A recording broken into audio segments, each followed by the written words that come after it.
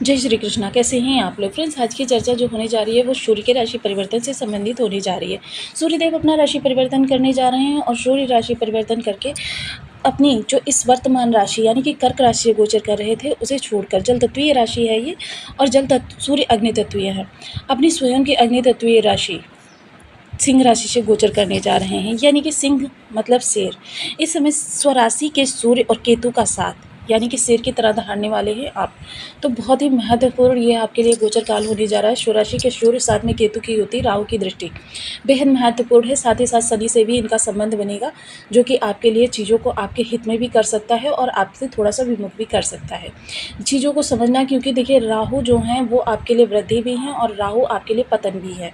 दोनों ही चीज़ें राहु हो जाती हैं, लेकिन राहु दृष्टि है। लेकिन यहाँ सूर्य जो है दिग्बल के साथ है, क्योंकि सूर्य स्वराशि के हैं और सूर्य के पास एकमात्र राशि होती है। यहाँ पर संशय मन में उठना बहुत ही लाजमी है कि देखिए षष्ठ अष्टम में या द्वादश में ये त्रिक भाव मारे जाते हैं, और त्रिक भाव में किसी ग्रह का जाना ज़्यादा शुभ नहीं माना जाता है। लेकिन फिर भी देखिए जब ये भाव बलवान होते हैं तो जो परेशानियाँ होती हैं वो एक ब्रेकर की तरीके से आपके जीवन में आती हैं, जो आपकी क्षमताओं को और आपके कार्यशैली को सवालिया प्रश्न चिन्ह लगा देती हैं।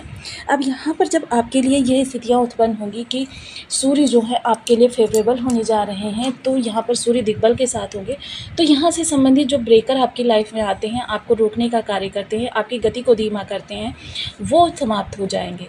साथ ही साथ सूर्य और चंद्रमा को, क्योंकि इन दोनों के पास एक ही राशि है और एक ही दृष्टि है, सूर्य और चंद्रमा को षष्ठ और अष्टम का दोष नहीं लगता है जब ये स्वराशि के हों तो बहुत ही महत्वपूर्ण हो जाता है। सूर्य समय पर स्वराशि के हैं और साथ ही साथ गुरु से इनका लाभ संबंध बन रहा है, जिसकी वजह से क्या है, सूर्य की विशेष वृद्धि हो रही है।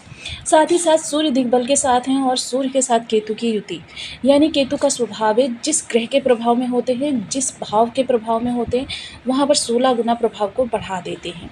अब यहाँ पर दिग्बल के साथ सूर्य हैं तो 16 सूर्य जो है दिग्बल के साथ इस समय पर आपके लिए कार्य करते हुए दिखाई देंगे।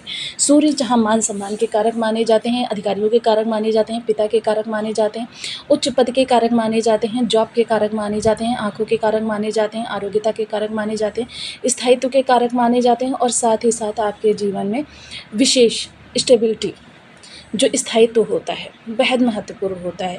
क्योंकि बहुत से लोगों को आपने देखा होगा कि वो जॉब नई चेंज करते रहते हैं, यानी उनके जीवन में किसी भी तरीके से सूर्य का स्थायित्व नहीं है, क्योंकि जॉब चेंज करना यानी कि स्टेबिलिटी नहीं है, वो किसी जगह पर ठीक नहीं पा रहे हैं, बेहद महत्वपूर्ण हो जाता है। तो यहाँ पर सूर्य के ये प्रभाव आपके लिए किस तरीके से फलकारी होने वाले हैं, क्योंकि केतु का साथ होने के कारण इनके पास दृष्टियाँ भी इस समय पर 3 होंगी। केतु, क्योंकि युति दृष्टि संबंध के बारे में मैं पहले भी कई बार चर्चा कर चुकी हूँ।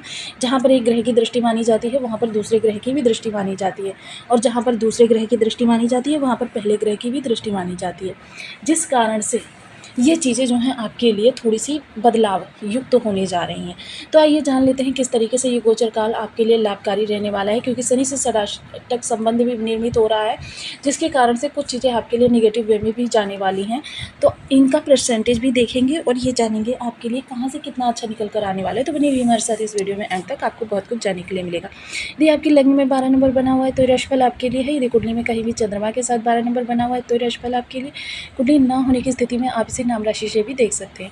यदि अभी तक आपने अपने इस चैनल को सब्सक्राइब नहीं किया है तो प्लीज़ सब्सक्राइब कर लीजिए, वीडियो को लाइक कर दीजिए, चैनल को शेयर कर दीजिए। इससे होगा क्या कि हमारे आने वाले हर वीडियो की नोटिफिकेशन मिल सकेगी आपको सबसे पहले। एक प्यार से कमेंट करना बिल्कुल ना भूलें, कमेंट से हमें बहुत मोटिवेशन मिलता है, हौसला मिलता है, और ये पता चलता है कि आप और क्या जानना चाहते हैं। तो सूर्य इस समय षष्ठ भाव में बैठे हुए हैं, तो इस समय तक पर देखिए आपके लिए थोड़े से गुप्त शत्रु आप पर प्रहार कर सकते हैं, आप पर वार करने का प्रयास कर सकते हैं, या फिर आपके अधिकारी वर्ग इस समय पर अंदर ही अंदर आपसे थोड़ा सा कहते हैं कुंठित हो सकते हैं। इसके लिए आपको बहुत बेहद सतर्क रहना है। देखिए ये समय इस चीज़ का नहीं है कि नकारात्मकता में जाने का नहीं, ये सोचकर चलिए कि इस समय जितना ज़्यादा आप पॉजिटिव रहेंगे, सकारात्मकता से भरे रहेंगे, उतना ज़्यादा आपके लिए ये गोचर काल अच्छा रहने वाला है। थोड़ा सा इस समय पर ऋण वगैरह से बचे रहें। अगर आपने ले रखा है तो उसको चुकाने के लिए प्रयासरत हो सकते हैं। इस समय पर आपके जीवन में ज़्यादातर घटनाएं जो होंगी अचानक का प्रभाव लिए होंगी। अचानक आपके जीवन में कुछ ऐसी घटनाएं हो सकती हैं जो आपके जीवन को एक नई दिशा दे सकती हैं, नई दशा भी प्रदान कर सकती हैं। जब भी आपके जीवन में ऐसा लगे कि आपके लिए बहुत सारी परेशानियाँ उठ रही हैं, तो सूर्य के दान करना प्रारंभ कर दीजिए इस गोचर काल के दौरान। तो चलिए अब इनकी दृष्टियों की भी चर्चा कर लेते हैं। पंचम दृष्टि जो सीधे कर्मस्थान को प्रभावित करेगी, कर्मस्थान से संबंधित इस समय पर आपको काफ़ी सावधानी की आवश्यकता है। कोई बड़ा बदलाव इस दौरान ना करें, क्योंकि केतु से युत होने के कारण, अष्टम भाव होने के कारण आपके सामने थोड़ी सी परेशानियाँ बढ़ सकती हैं, लेकिन सकारात्मकता बनाए रखिए और थोड़ा सा संयम रखिए, जिसकी वजह से क्या है कि चीज़ें ये जो सीधे आपके सॉर्ट आउट होती हुई दिखाई देंगी, अपने आप ही आपको समाधान मिल जाएगा, जिसकी वजह से चीज़ें जो हैं आपके हित में होती हुई दिखाई देंगी। परेशानी आएगी लेकिन थोड़े समय के लिए आएगी। साथ ही साथ किसी पर विश्वास करना, बहुत ज़्यादा विश्वास करना इस समय आपको बहुत बड़ी परेशानी में भी डाल सकता है, इससे आप सतर्क रहें। साथ ही साथ पंचम सप्तम दृष्टि जो है विदेश भाव पर जा रही है। केतु द्वादश भाव के कारक होते हैं। विदेश संबंधी जो भी कार्य हैं या विदेश से जुड़ा हुआ आपका कोई ऐसा मसला है जिसको कि आप सॉल्व करना चाहते थे, या फिर आपका कार्य किसी भी तरीके से विदेशों से संबद्ध है, तो फिर ये गोचर काल आपके लिए ही है। विदेशों से जुड़े हुए कार्यों के लिए या विदेशों में जुड़े हुए आपके जो भी समाधान हैं उनके लिए ये गोचर काल आपके लिए बेहद महत्वपूर्ण सिद्ध होने वाला है। आपकी जो भी समस्या हैं उनका निवारण आपको प्राप्त होता हुआ दिखाई देगा। साथ ही साथ विदेशों से जुड़े हुए कार्यों के लिए इस समय ज़बरदस्त लाभ निकल कर आता हुआ आपके लिए दिखाई दे रहा है। चीज़ें आपके लिए बहुत अच्छी भी होती हुई दिखाई दे रही हैं, लेकिन थोड़ी सी निगेटिविटी के साथ थोड़ी सी समस्या तो बनी रहेगी। जितने रूप में आप चाहते हैं उतने रूप में चीज़ें जो हैं आपको नहीं प्राप्त होने वाली हैं। थोड़ा सा उसमें 1 या 2% कमी आ सकती है। 16 गुना प्रभाव जब होगा तो ये चीज़ें जो हैं थोड़ी सी बढ़कर भी प्राप्त होंगी, लेकिन क्या होगा, एक संतुष्टि ऐसी होती है, संतुष्टि आपको नहीं प्राप्त होने वाली। वहीं साथ ही साथ इस दौरान अगर नींद की चर्चा करूँ मैं आपकी, तो नींद आपकी बहुत अच्छी होने वाली है। इस दौरान आपकी चिंता मुक्त जो सैया है वो आपकी होने वाली है। नवम दृष्टि, नवम दृष्टि की अगर चर्चा करें तो नवम दृष्टि देखिए आपके इस समय पर वाणी को आपकी थोड़ा सा दंभित करने वाली है, क्योंकि सूर्य राजा है और राजा के समान ही आपको चीज़ें प्रदान करते हैं। साथ ही साथ राजा के अंदर एक चीज़ स्वाभाविक होती है, अहंकार। वो अहंकार आपके अंदर पनपता हुआ दिखाई देगा, आपकी वाणी से साफ झलकेगा। और अहंकार हर जगह पर जरूरी नहीं होता है। इस समय पर बहुत महत्वपूर्ण स्थानों पर थोड़ा सा अपनी वाणी का विचार करके चलें, क्योंकि इस दौरान राहु की भी दृष्टि से दृष्ट हो रहे हैं सूर्यदेव महाराज, लेकिन दिग्बल के कारण राहु उतना ज़्यादा प्रभावित नहीं कर पाएंगे। लेकिन फिर भी आपको संयम के साथ इन चीज़ों को समझना होगा कि आपको बहुत ही वाणी को अपने धैर्यपूर्वक इस समय पर तो मैं यही कहूँगी कि जिस प्रकार से आप धन का व्यय करते वक्त 2 बार सोचते हैं कि धन का कितना व्यय करना उचित रहेगा, उसी प्रकार से इस समय वाणी के व्यय पर भी यहाँ पर नियंत्रण रखें कि आपके लिए वाणी का व्यय करना कितना उचित रहेगा। कुटुंबी इस समय पर आपके लिए बहुत अच्छे रिलेशन बनते हुए दिखाई देंगे। कुटुंबियों के लिए आप काफ़ी मददगार या परोपकारी कह सकते हैं कि इस समय पर सिद्ध होने वाले हैं। मित्र विशेष इस समय पर आपके लिए लाभान्वित करने वाले हैं। इस समय पर नवीन मित्र भी आपके बन सकते हैं, जो नवीन मित्र आपके फ्यूचर के लिए आपके लिए अच्छे स्कोप निकाल कर ला सकते हैं। तो ये समय काल आपके लिए काफ़ी अच्छा रहने वाला है। अगर निगेटिविटी की चर्चा करें तो निगेटिविटी आपकी थोड़ी सी कर्म स्थान से निकल कर आ रही है। कोई बड़े बदलाव जो करना चाहते हैं उनके लिए सही। साथ ही साथ देखिए कोई प्रॉपर्टी आपकी है तो प्रॉपर्टी में आपको इस समय किसी भी प्रकार का हस्तक्षेप नहीं करना है। जो चीज़ें जिस तरीके से हैं यथावत ही रहने दें। अगर किसी भी प्रकार से सामने से कोई विवाद उठता हुआ दिखाई दे रहा है तो जहाँ तक संभव हो तो उसे थोड़ा सा आगे बढ़ाने का प्रयास करें इस गोचर काल को थोड़ा सा, क्योंकि यह गोचर काल आपका उत्तेजित होने का नहीं है या किन्हीं विवादों में फंसने का नहीं है, क्योंकि यह गोचर काल कुछ बड़ा अचीव करने का है। अगर आप किन्हीं ऐसी चीज़ों में फंस जाएंगे जो चीज़ें आप बाद में भी कर सकते हैं या कभी भी कर सकते हैं, तो फिर यह गोचर काल आपका मिस हो जाएगा, क्योंकि इस समय पर जितनी थोड़ी सी नेगेटिविटी बनी हुई है उससे बड़ी आपके लिए सफलता निकल कर आने वाली है। तो इस सफलता को भुनाना इस समय पर आपके लिए बेहद महत्वपूर्ण हो जाता है। यह समय ये सोचने का नहीं है कि सूर्य षष्ठ भाव में है, क्योंकि सूर्य षष्ठ भाव में तो थोड़ा सा आपके लिए गुप्त शत्रु या कुछ आपके अधिकारी वर्ग आपके लिए कुंठित हो सकते हैं।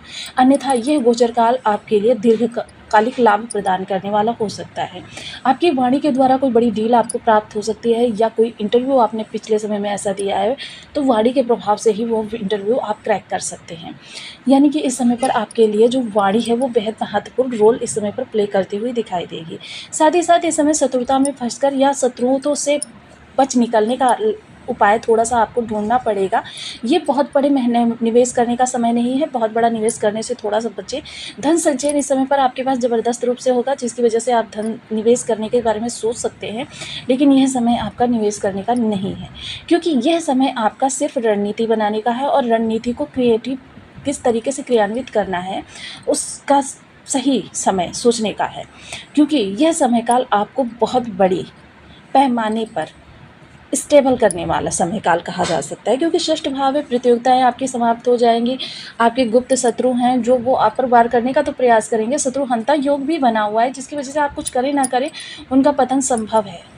लेकिन इस समय अगर आप इन चीज़ों में उलझ गए तो फिर ये महत्वपूर्ण समय आप खो देंगे। अब यहाँ पर चर्चा करते हैं कुछ विशेष उपायों की। अब जिन लोगों के बर्थ चार्ट में कारक मारक बाधक किसी भी तरीके से ग्रह बैठा हुआ है उन लोगों को देखिए एक चीज़ जरूर करनी चाहिए, बीज मंत्र का जाप। ये आप अपनी सुविधानुसार कर सकते हैं। 1 माला, 2 माला, 5 माला, 7 माला, 11 माला का जप अपनी सुविधानुसार करने का संकल्प ले सकते हैं। नियमित जप करना होता है। और इसके अलावा जिनके बर्थ चार्ट में नीच के सूर्य बैठे हुए हैं, जैसे कि कन्या राशि में बैठे हैं या किसी ऐसी राशि में, तो उन लोगों को गुड़ का दान करना या गुड़ गाय को खिलाना अच्छा लाभ प्रदान करेगा। साथ ही साथ गेहूं गुड़ का दान कर सकते हैं। जिनके बर्थ चार्ट में सूर्य जो हैं सामान्य हैं, पिता के सानिध्य में बहुत ज़्यादा रहें, लाल रंग की वस्तुएं जैसे लाल कपड़ा हो गया, लाल मसूर की दाल हो गया या फिर लाल चंदन हो गया, इन चीज़ों को धर्म स्थान या किसी ज़रूरतमंद को दान करें, बंदरों को गेहूं गुड़ खिलाएं। और साथ ही साथ देखिए सूर्य को अर्घ्य दें तांबे के पात्र में और आदित्य हृदय स्तोत्र का पाठ करें। यह गोचर काल आपके लिए आपके सर्व मनोरथ को पूर्ण करने वाला सिद्ध हो जाएगा। साथ ही साथ जिन लोगों के बर्थ चार्ट में ये उच्च के हैं उन लोगों को पिता के सानिध्य में बहुत रहना चाहिए। जितना ज़्यादा हो सके पिता की रिस्पेक्ट करनी चाहिए। पिता से जितना ज़्यादा आशीर्वाद आप प्राप्त कर सकते हैं उतना करना चाहिए। साथ ही साथ देखिए और तीनों ही वर्गों के लिए एक मुखी रुद्राक्ष, किसी भी स्थिति में आपके ग्रह बैठा हुआ है एक मुखी रुद्राक्ष धारण करें। रुद्राक्ष धारण करने की विधि मैं पिछले वीडियोज़ में आपको बता चुकी हूँ। साथ ही साथ अर्घ देने की विधि भी मैं पिछले वीडियोज़ में बता चुकी हूँ। आग के पौधे पर जल देना या फिर आग की जड़ का धारण करना, यह आपके सूर्य को आपके लिए काफ़ी फेवरेबल बना देता है, आपके सूर्य को आपके लिए शुभ प्रभाव देने के लिए बाध्य कर देता है।